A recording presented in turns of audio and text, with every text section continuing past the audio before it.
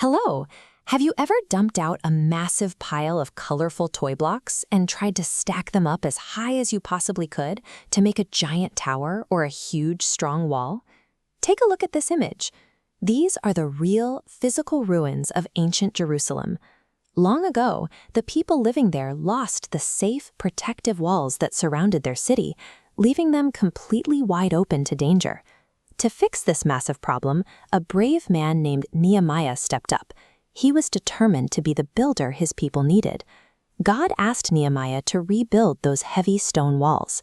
Nehemiah called this assignment his great work, and he took it very seriously.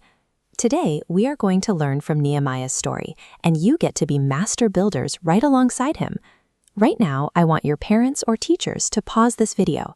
Your job is to go grab some blocks, pillows, or any toys you have lying around and build your very own wall. Nehemiah built his wall to keep his friends and family safe from harm. In a similar way, when we do kind things for our families, we are building a home that feels safe and happy for everyone. Welcome back. Congratulations on finishing your wonderful block walls. They look great. As you look at your hard work, think about Nehemiah.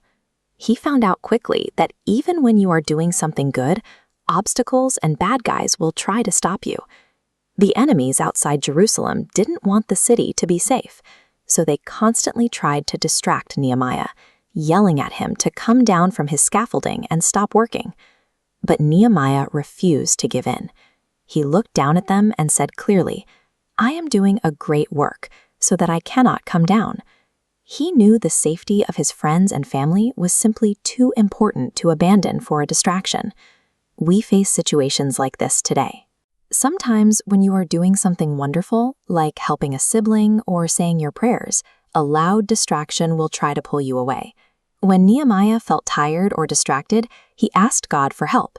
He specifically prayed for God to strengthen his hands so he could finish the job. Let's try this together. Go ahead and pause the video again. Stand right next to the wall you built, pretend to stack one more block, and shout, "Strengthen my hands."